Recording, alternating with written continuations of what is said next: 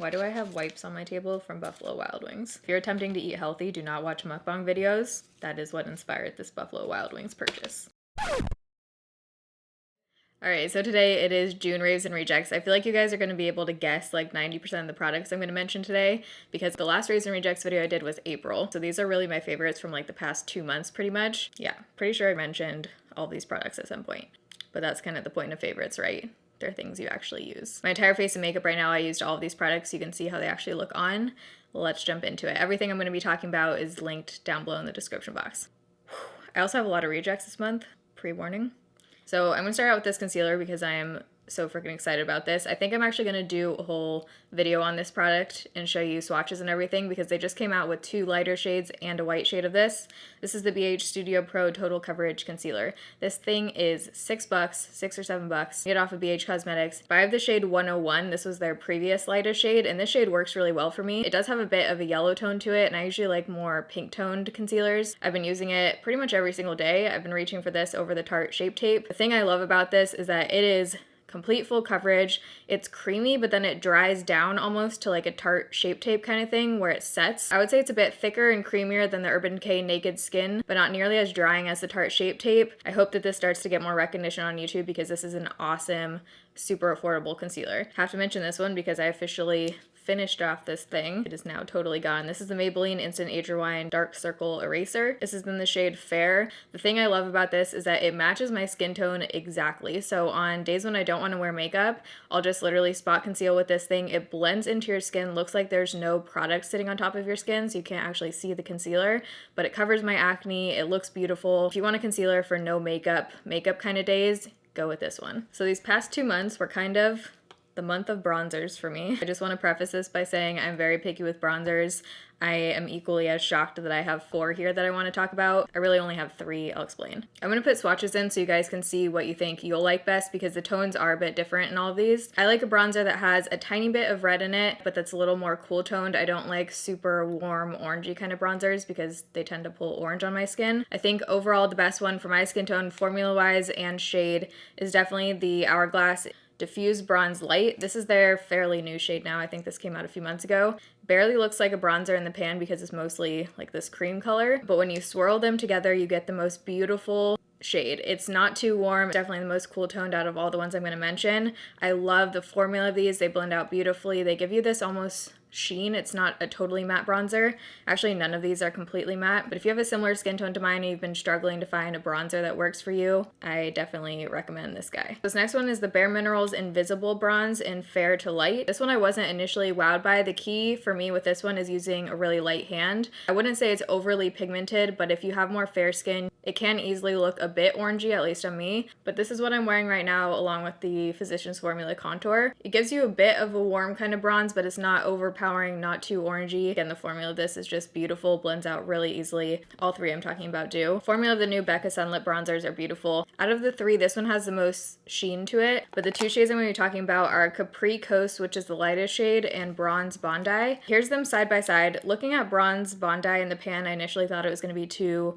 kind of warm and bronzy for me, but the thing I like about this is that it gives me that kind of reddish bronze, which if I am going to go with a darker bronzer, I want the red tone to it. Capri Coast to me is similar to the Bare Minerals bronzer in the sense that I have to use a really light hand with it or it can look too warm, but if you use a light hand, it's a really beautiful shade. By the way, my favorite brush to apply all of these has been the Sigma Duo Fiber F15 brush. This is great for bronzer, gives you a really easy blended kind of look and doesn't apply too much product in one place. If you've watched any Foundation Fridays lately, you'll definitely know the next 3 products coming, so I'm just going to quickly touch on them. This sponge has quickly replaced my Real Technique sponge. I still love it, but this thing is freaking awesome. This is by Morphe. I've tried a couple of their other red sponges that look like this and they're not the same, so I'm only recommending this one. I didn't like the flat edge one. It's not nearly as squishy. This one is damp right now because I just used it. Super squishy, super soft. I love using this bottom part. I'll use the side sometimes for concealer. I used it today with the BH Cosmetics concealer. I actually also used the RCMA powder today, which I never used, but I kind of want to whip it out and try it again. I used the side to apply my powder as well and it worked great. By the way, I feel like I could talk all about about this in a shadow and schmooze or something, but I just want to quickly touch on something. I'm a Morphe affiliate, which means I give you guys 10% off and I also make commission on it.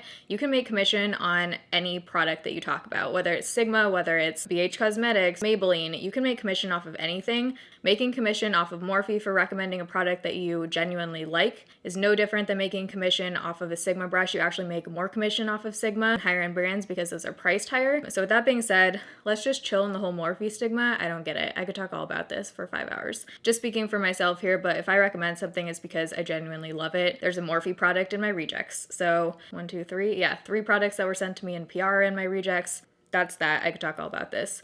Actually, let me know if you guys would want to see that in a shadow and schmooze, because I have lots of thoughts on this topic, clearly. But anyways, did I even finish talking about the sponge? I think so. The one thing I will say with this sponge is that this point is so pointless. I just think they could have made this either more firm on the tip or just taken off the tip, because you really can't do a whole lot with it. It's kind of too flimsy to get right in the corner. So I have a couple foundations I want to mention, since I haven't talked about my favorite foundations in a couple months. So coming out of 15 Days of Foundation, which if you missed that series, I'll link the playlist down below. I also did best and worst of that series. My most reached for foundation since then from that series is definitely the Laura Geller Cover Lock foundation. I think I'm almost out of this. I'm like getting to the bottom. This is such a beautiful foundation. The thing I love about this is that it's full coverage. It's creamy. This is probably one of the more creamy foundations I've ever used and really liked. It gives you that kind of plump, moisturized, healthy look without being overly dewy. It mixes amazing with pretty much any foundation I've tried it with. The only downside to me with this is that it doesn't hold up super well on my skin. I have combination oily skin, so a lot of foundations break down on me by the end of the night. This one is not the most long lasting on me, but if I just want my skin to look freaking flawless and smooth, this hides my texture really well. It's beautiful. I definitely have to powder my face with this one if I want it to stay on. But today I mix this with my next favorite, which is the CoverGirl Healthy Elixir Vitalist foundation. So I have the shades 705 and 710, which are the exact freaking same thing. I tweeted CoverGirl because I was pissed. We did not get a response. I think it's ridiculous that the lightest shade is this dark and that they actually have a 705 shade, but it's the pretty much exact same color as 710. But shade aside, since I can't wear it by itself because of the shade, I've been mixing it in with foundations and I love it. This thing stays on, which is what surprised me about it. I have a whole Foundation Friday video on this, but the thing I love about this is that it looks healthy, it's dewy, gives you that glow, but it stays on. This has stayed on throughout workouts. It looks really great by the end of the night. I wish I could just wear this by itself. I'm tempted to self-tan just so I can wear this foundation. This on its own is beautiful. You can get really great coverage. Mixed in with this, it's like next level. I also really love mixing this in with the Lancome Tint Idol Ultra Makeup. This is in the shade 90. When I was at Sasquatch at the end of May, it was like 90 degrees and we were sweating. We were outside the entire day. I mixed these two together, and for me with oily skin in the heat, my makeup looked pretty good all day. So this one I'll mix in if I want it to be like extra long lasting. I don't like this foundation on its own for me. It looks a little bit too heavy cakey. Oh, I just realized I talked about the sponge and then forgot to talk about the other two products. Super quick, because I mentioned this in every foundation video. Favorite primer lately has been the Hylamide Matte 12 primer. This helps with my oil. I really like these two together because I have tried this primer with other moisturizers. I think I got an Instagram comment or something from one of you saying you tried this and it kind of balled up on your face. Try it out with different moisturizers, because this is one of those products that really works differently with different moisturizers and how you're prepping your skin. I literally just almost fell over trying to turn the camera back on because my leg totally fell asleep. So this is the Urban Decay Rehab Makeup Prep Hot Springs Hydrating Gel. I love this. It doesn't make my acne any worse. It has a very thin kind of gel formula. It dries down and absorbs really fast, which is what I love about it. These two together for me have just been working great to prep my skin. A standout eyeshadow palette to me has been the BH Cosmetics Carly Bible palette.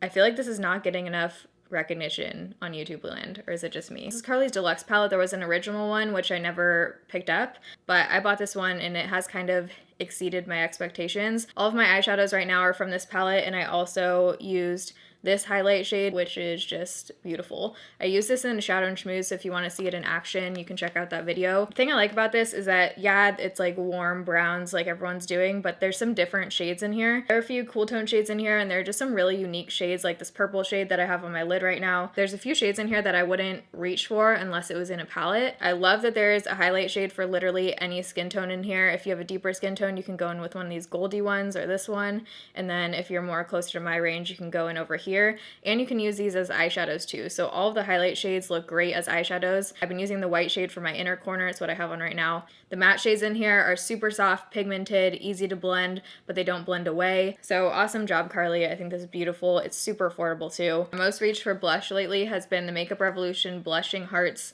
Candy Queen of Hearts blush. This looks kind of like the Too Faced heart blushes, except they're 50 times better. I usually either swirl all of these or just dip my brush into this top color right here. It's what I have on my cheeks right now. It gives you a nice kind of pink flush without being overpowering. This obviously is more of a glowy blush. It's not matte or anything, but I like that because it doesn't give you the highlighted look. Like that's just my highlighter right there. But as far as my actual cheeks, it doesn't look like I have highlighter on my cheeks. Again, super affordable.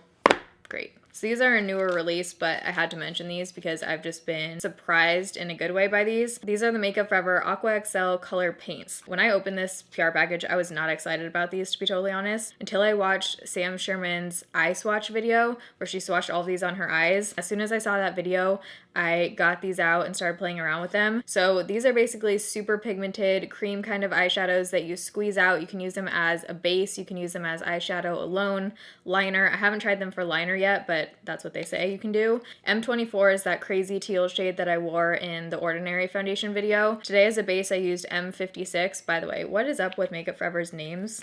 Can they name these more exciting, please? Like a beautiful matte kind of taupe brown shade. They have tons of colors. I think they actually have some shimmery ones. I've only tried the white shimmery one, which I wasn't that impressed by. I can't find the white matte one, but I think they have a white matte one too, which would be awesome as a base. But I'm gonna swatch these four for you just so you can see how insane they are. I've been applying them with just like a concealer kind of brush. Any brush like this will work great to apply them with. You can also use your finger, that works fine, but these are so crazy opaque. They completely dry down. They're not gonna budge. They don't crease. They just totally nailed the formula of these, whether you want more of a neutral one as a base or you want some crazy color. I just think these are totally worth it. I feel like these are what I was hoping the Milk Makeup pigments would be, and I did not like those. I mentioned those in a reject. I'll also link Sam's video down below, so if you want to see what each shade looks like on the eye, she did a whole video on that. So the last two things I want to mention are my current favorite lip combo for a nude lip. This is what I like when I want a light nude, but I want something a little bit more pink tone. So what I have on my lips right now, this is the Maybelline 105 Nude Whisper Liner with 535 Purely Nude Matte Lipstick. The matte lipstick formulas are a bit drying, so as long as you don't have super dry or like peeling lips, you should be fine.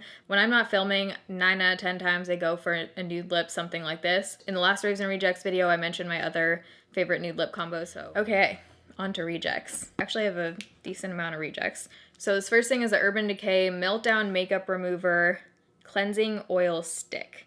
So this thing does take off your makeup. What I don't like is that it's literally like a giant glue stick. You're supposed to put it on your face and then kind of rub it in with your fingers, and it's supposed to take everything off. It does take everything off, but it just freaking pulls on your skin. It does not glide on smooth like you would think with an oil. It really tugs at your skin, which is what I don't like about it. I also just think this probably can't be very sanitary.